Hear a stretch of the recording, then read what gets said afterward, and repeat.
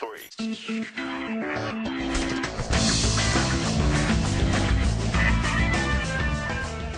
Hey everybody, welcome to another edition of the Idiomatic Top 3. With Nicholas, I'm the video game correspondent for Idiomatic. And I am Dimitri, editor-in-chief of Idiomatic.com and movie critic. And what are we talking about today? Today we're talking about role reversal. Does that mean that you're going to edit this podcast when we're done? Yes, that's why it will never ever be published. Ever. Or it's just going to be me talking and Dimitri will be all out. Okay, no, so what do we mean by role reversals, Nick? Well, certain people have certain expected roles, like, I don't know, the police maintains the law and the robbers steal stuff. And in those particular media, either movies or game or whatever, it gets, reversed. For example, the police is really corrupt and you have the robber trying to, do the right thing. Right, alright. So what is, Nick, your number 3 pick for a role reversal? Well, mine is a video game, because I need to have at least one to keep my video game correspondent license, I guess. You make the rules. So I'm going to talk about Diablo 2. And to understand why it's role reversal, you need to go back to the end of Diablo 1, where you learn throughout your adventures that to contain the essence of the 3 main evils, they created soul stones. And when they tried to imprison one of them in the soul stone, it shattered. And they're like, it can't hold the demon anymore. What do you want to do? And one guy said, well, stab me through the heart with it, so my body will contain the essence of the demon. Okay. And, then chain me up and, I'll sacrifice myself and the demon will be contained. So at the end of Diablo, you kill Diablo and you get his stone that he managed to escape. And the stone kind of looked damaged, so you do the only thing you can think of and you stab yourself in the head with it. Okay. That's fun. To try and contain the essence of Diablo. It turns out that it didn't work. And in Diablo 2, the hero of the first one becomes Diablo. So from being like the guy that killed Diablo, you become the monster you tried to kill, which was like, it kind of sucks having played the first one and knowing that I caused this, but it's a pretty good twist, really, when you think about it. It's a great way of making a sequel, since you've already killed Diablo the first time. Like, how do you bring him back, really? Oh, you fucked up when you tried to contain him. It's perfectly cool. I like that. That's fun. Yeah. I think that's fair play in terms of sequels. I mean, like, for video games at least. I mean, like, I think for a movie that would piss me off, like, you get attached to a character and then he succeeds and then the second movie is like, yeah, no, he didn't. I know, because really the character is you in the video game. You're controlling everything. And also you can create different characters. So you don't really get attached to one. You have so many characters that I get to play different characters now and kill myself. It's sweet. That's weird. Yes, it is. Anyway, it's a great game, so just check it out anyway. Just, maybe the mechanics are a little old, limited inventory space, but besides that, just check it out. And it's a great story too. Yeah, plus, no online shops and stuff, so. Indeed. What is your number 3? Spoiler free, please. My number 3 pick is a pretty recent movie, actually. All my 3 picks are movies, for those of you who are interested to know. The Mortal Instruments City of Bones. Okay. Those of you who don't know it, it's a new series of movies based on young adult novels, supernatural romance, a la Twilight. In fact, it sort of checks the boxes of the Twilight knockoff list pretty thoroughly. Nice. And it's about this girl who realizes that she might have a legacy as a demon hunter and follows her heartthrob, who's a demon hunter and all that stuff. Yeah, blah, blah, blah, blah, blah. Really standard young adult novel stuff. But here's the cool thing about it in terms of role reversals. At one point, they meet a sorcerer who's sometimes they're friends, sometimes not. Like, he's shifting allegiances, like that kind, like that cool, mysterious character that you have in all movies, right? Yeah. And that cool, awesome character who actually is, I've read up on the internet, he is like the fan favorite from the fans of the books as well. Yeah. So he's like totally the Han Solo of the series. He also happens to be a flamboyantly gay Asian dude. Nice. Yeah. Who walks around pantsless throughout the entire movie. It's fan-freaking-tastic. Does he wear underwear at least? Yeah. He has he has boxer shorts, but he spends most of the movies like pantsless and sometimes shirtless with a vest over him. And like the movie does it well. Like he's super cool. Like he's totally my favorite character. But he's also like this totally flamboyantly gay Asian dude, and you never see that ever.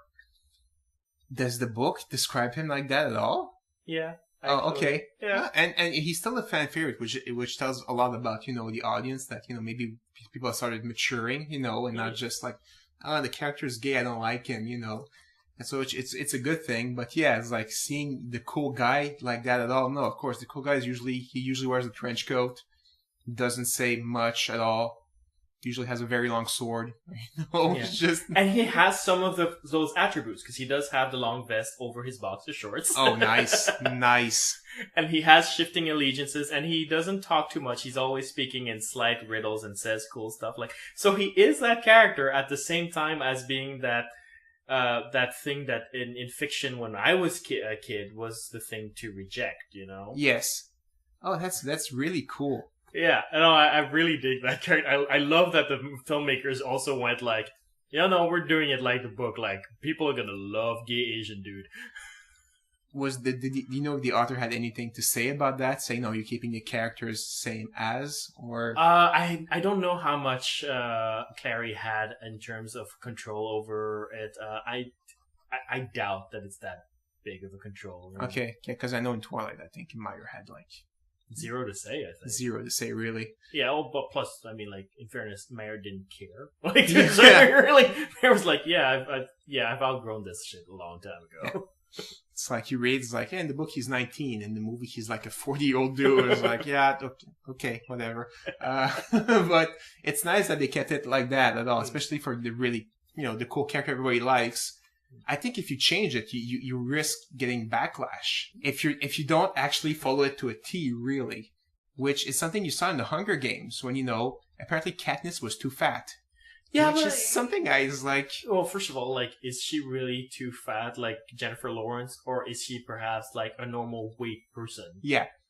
But, she's supposed to be starving. It's like, she's a great actress. Be happy she's doing her movies. Totally. Oscar-winning actress, and you're going to complain she's too fat? It's like, no, she's perfectly fine-looking, but, I guess it didn't follow the character to a T, so the real fans... Yeah, but the loud fans. Yeah, that's it. And the people who complain about it complain only until the movie came out, and then they realize, oh god, she incarnates the character so well, and they stop complaining about it. So at least that's not too bad. And no, in this case of the movie, maybe you're right. Maybe they did follow it because they were afraid what would happen if they didn't follow it. Mm-hmm. At the same time, I think it would have been a reason not to adapt the book for a lot of producers, like Hollywood producers might have shied away from it because, like, let's face it, there's so much debate about homosexuality and corruption of our children and all that crap. Yeah. That I can see easily a Hollywood producer going like, yeah, maybe I don't want to push that button. You know what I mean? But yeah, the makers of the Mortal Instruments, who, I mean, in fairness, they're Canadian producers, so maybe that's why there's a difference. Yeah. They just went like, whatever, dude. Gay Asian dude is what's on the book. Gay Asian dude is what we're doing, and he's gonna be awesome. Nice. I totally respect them for that. Yeah. Anyway, sorry, your number 2 pick for role reversal, sir? It's a documentary called Fathead. And to understand what's a role reversal, you need to go in the past, maybe like, I think, 10 years or so, when Super Size Me came out. Morgan Spurlock, did his McDonald's diet and talked about the evil of McDonald's and everything it does. And in Fathead, basically, the guy basically turns that all on his head and basically talks about the evil of Morgan Spurlock, which is like, it's really, really funny how he does it too, especially since he's a comedian, so he knows how to turn things funny. But like, the main thing is like his diet, where Spurlock claimed he ate like more than 5,000 calories. And the guy pretty much showed that was impossible. Like, so many combinations of different food. And it's like, the guy cannot have eaten 5,000 calories by only 3 meals a day. He must have eaten a lot more just to get fat, just to prove that McDonald's is evil. And, so who's the real evil now? Is it McDonald's or is it Spurlock who's lying, basically? And it's like McDonald's advertised to children, that's evil. And he just does an interview with his mother. It's like, how often did I want to go to McDonald's? It's like, his mother's like, every night. It's like, how often did I get to go to McDonald's? I'll let you go once a week. And he's like, what if I hold my breath until I turned blue? She's like, well, you would have died. She's just basically all the arguments he does like against McDonald's, the guy basically turns it on his head and it's like, it's not McDonald's fault. It's basically to completely attribute to other stuff. And the most egregious one is really like, poor people, that's the only place they can eat McDonald's, don't know how much calorie is in their food. And that's like the worst one, really. It's like, it's so condescending. It's really condescending. And he basically goes outside and asks random people, how much calorie you think is in this? And he has a value meal. And everybody's like, that's a lot of calories. So, people are not ignorant like Spurlock thinks that they are. It's just seeing that one. And after that, just thinking back to Super Size Me, it's like, well, the guy, he seemed like a nice guy in the first one, and this one's like, no, complete asshole, really. He just did that because, McDonald's is a big corporation. It's evil, so let's just hit on the evil corporation. Like, I'm glad that they're starting to call each other on their crap with that stuff, because ever since Michael Moore made those documentaries who are much more personal essays on film more than anything, and that allows to cheat, Yeah. When trying to prove that Canada is more peaceful than the United States, he knocked on like 18 doors before finding a door that wasn't unlocked, and then he uses that as if it was the first door and things like that. Like that's lying. That's pure and simple misrepresentation. Yeah. And Michael Moore popularized that way of making documentaries, and it's so unfortunate because you can't trust what you're seeing now. Yeah. I used to believe documentaries and be interested in them because, I learned things without having to filter through the bullshit of drama, if you will. Exactly. And now I can't anymore. And I'm glad that they're starting to sort of like turn on each other for doing things like that, because like somebody has to, because people believe this garbage. I know. And yes, especially that one where he's a comedian, so ha ha ha, but no, his whole diet is on his website and you can see what he ate and he has his little document. So he is very thorough at, basically disproving everything this Spurlock did. So what is your number 2? My number 2 pick is a Catherine Bigelow, a science fiction film written by her ex-husband James Cameron. So, already pretty good team. Indeed, yeah. Strange Days, starring Ralph Fiennes and Angela Bassett. You mean Rafe Fiennes. Oh, sorry, Rafe Fiennes and Angela Bassett. For those of you who don't know, the movie is about this low-life con artist guy who stumbles upon a technology that allows you to experience someone else's memories, and stumbles upon a murder through that technology that leads to sort of a big cultural revolution right on the eve of the new millennium. Okay.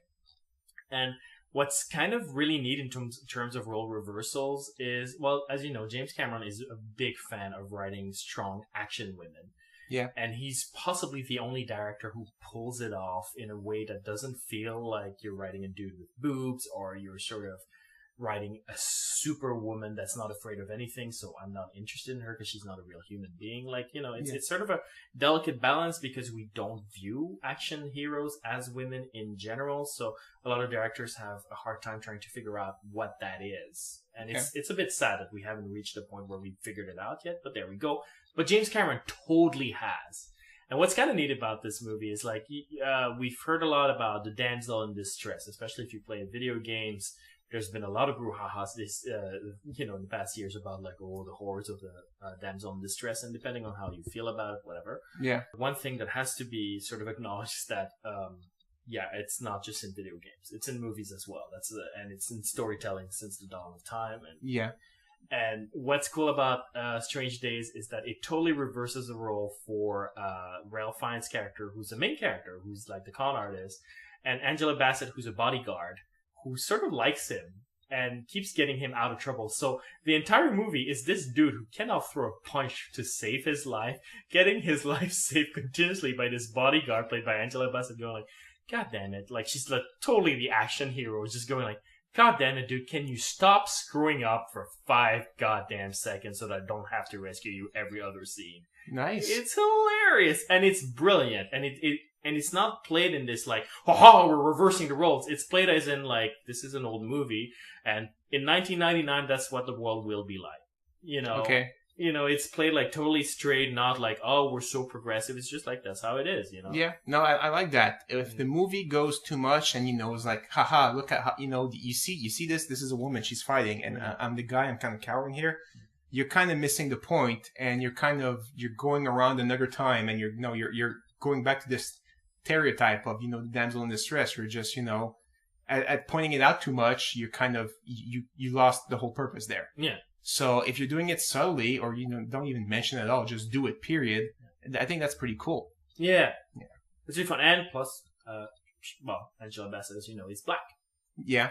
And that means that the main action heroine of the movie is a black woman, which, you don't see at all. Unless you count blaxploitation films, but, like, it falls into the category of, like, you're so in your face about it that it doesn't really change anything in terms of social dynamics. Where this movie is like, it's a mainstream movie, where the action hero character happens to be a black woman, and nobody's making a big deal about it. Yes, again, not making the big deal about it is the cool thing. It's like, if they mention every 3 sentences, but you're black, you lose the purpose. So I think that's great as well. That sounds very good.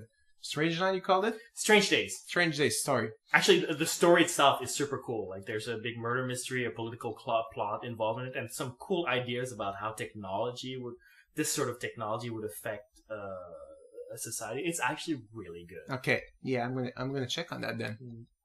Interesting. What is your number one pick, sir, for best role reversal?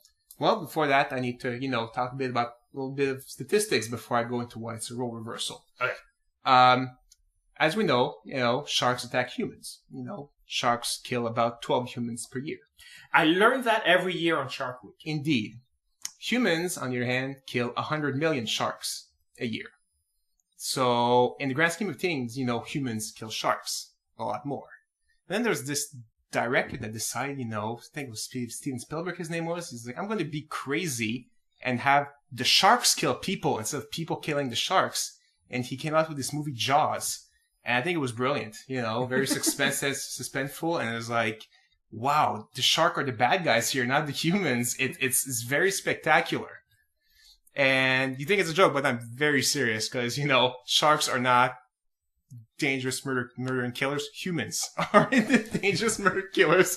So it's a good movie, but again, I'm kind of sad about the track record it left afterwards, that now, like, everybody's terrified of sharks and you have to hunt them and kill them until there's none left. It's like... Oh, is that why they hunt them? Because I thought the shark fins are pretty popular. That too. That's the worst part. If you were at least going to eat the whole shark, I wouldn't mind that, but just cut the fins off and let the shark to drown in the water. That's terrible. That's terrible. If you're going to kill an animal, like, use all of it. I'm a big believer of that. And I've eaten shark before, not shark fin. But I've eaten shark before, and it's pretty good, So, and shark fin actually tastes like absolutely nothing. It tastes like the broth you put it in. So, oh, really? Okay. Yeah, so people who are great fans of shark fin soup, it's basically like the emperor has no clothes. Okay. But, yeah, every time there's like an accident or, somebody gets attacked or unfortunately killed, it's like, oh no, we need to go on the shark hunt and kill all the sharks near the beach so we'll be safe. And that has never amounted to anything at all. Basically, just new sharks move in. Because there's more food now, because there's no more shark left to eat it. And those, they attack humans usually by mistake, because humans taste terrible to them. Yeah, and it's also, sharks are actually remarkably lazy predators. They're a little bit like jackals in that sense. Like, they only go for easy prey. Yeah. And humans, if you're a healthy human fighting back and whatnot, like, that's more trouble than it's worth for the shark. Yeah. So they'll just, like, the minute you fight back, they'll just be like, especially if you punch them, in the eyes, which they need to hunt. It's like, no, it's totally not worth it, and they'll let go. So, in fact, they'll try for you once or twice and then move on because it's not worth their time. That's totally how sharks behave. Yeah, so it's just kind of sad that like the sharks have become like the demons because of that, and again, all because of one role reversal that somebody decided to make like the shark that giant killer. I prefer those non-role reversal when they have like real, the most dangerous animal on Earth, which is the human, kill other humans. That makes me feel, better. You don't need to have the role reversal there. I guess they would not make a movie about the animal, the actual non-human animal that kills the most, which is the hippopotamus. For real? Yeah. 3,000 humans roughly per year die of hippopotamus because they think they're it's just a big fat animal in the river that does nothing. No, it'll attack you and it will kill you in one snap. Well, yeah, because its jaw is like it's a bone breaker. That's what it's designed for. It pretty much, yeah. So that's its use for the hippopotamus is what I meant to say. Yeah, indeed, it's designed to snap humans. It's intelligent design. Yes. So I don't think sci-fi would ever have like a hippopotamus show.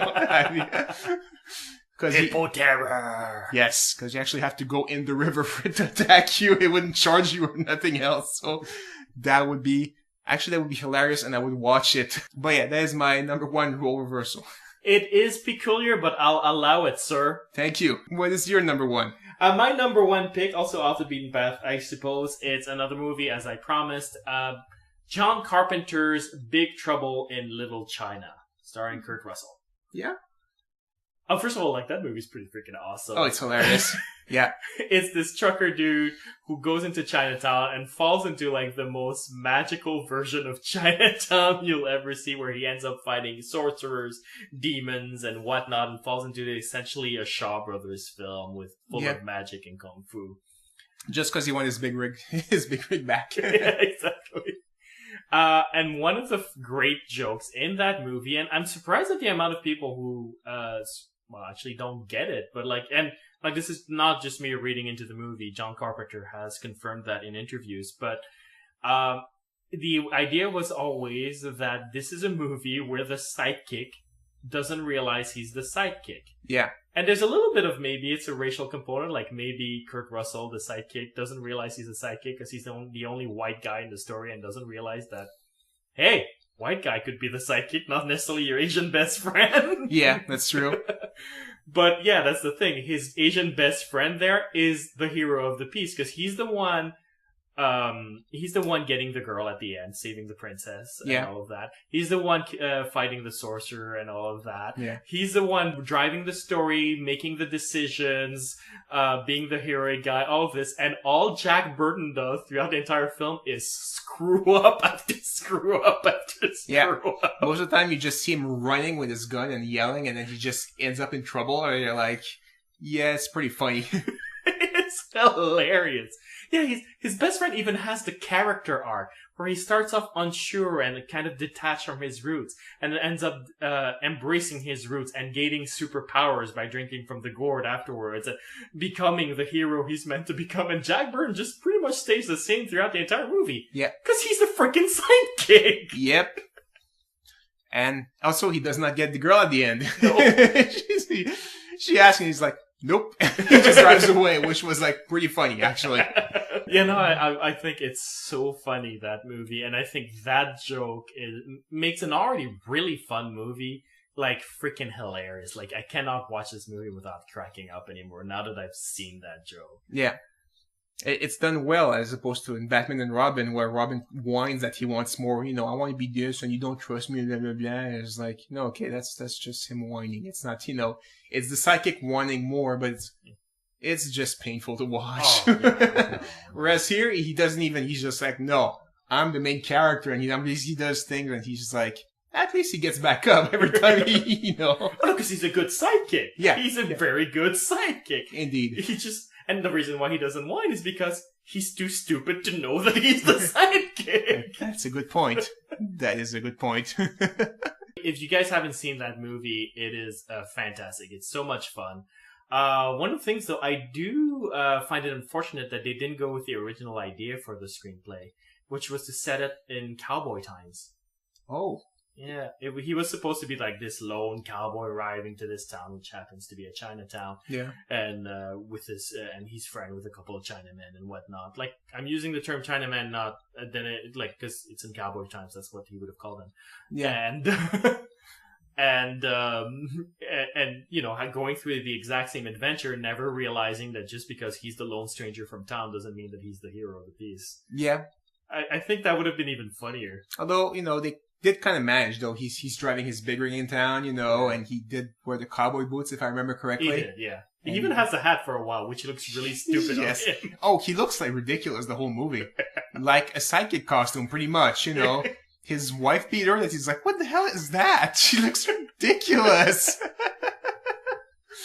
Oh my god, yeah, no, that's a spectacular movie. I want to rewatch it now. Oh yeah, I love that movie. I wasn't sure the first time. I was like, yeah, that sounds like a weird title. What the hell? But you know, it's like, oh no, this is funny. This is great. I guess that's it for us. Yep. All right. So on that note, if you want to share with us your favorite role reversals, you can write us at mail@idiomatic.com or post a comment at idiomatic.com. You can also find us on iTunes, on Twitter, on Facebook. If you could like us on Facebook, we would really appreciate it. It's what allows us to continue to produce regular content for you, content that we hope you like. Indeed.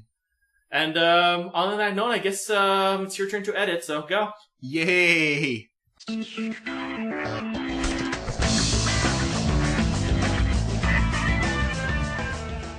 The Mortal Instruments City of Bones. Okay. Those of you who don't know it, it's a new series of movies based on young adult novels, supernatural romance, a la Twilight. In fact, it sort of checks the boxes of the Twilight knockoff list pretty thoroughly. Nice. And it's about this girl who realizes that she might have a legacy as a demon hunter and follows her heartthrob, who's a demon hunter and all that stuff. Yeah, blah, blah, blah, blah, blah. Really standard young adult novel stuff. But here's the cool thing about it in terms of role reversals. At one point, they meet a sorcerer who's sometimes they're friends, sometimes not. Like he's shifting allegiances, like that kind, like that cool mysterious character that you have in all movies, right? Yeah. And that cool. 2, 3.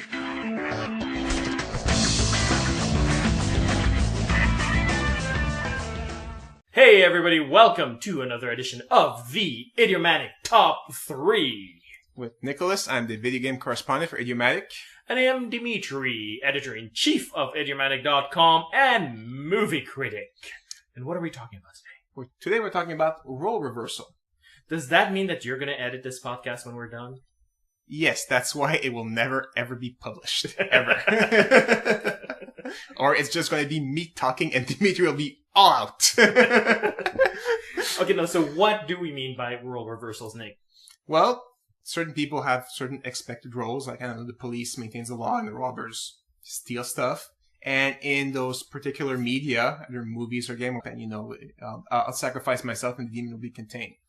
So at the end of Diablo, you kill Diablo and you get his stone that he managed to escape. And the stone kind of looked damaged, so you do the only thing you can think of and you stab yourself in the head with it. Okay, that's fun. To try and contain the essence of Diablo.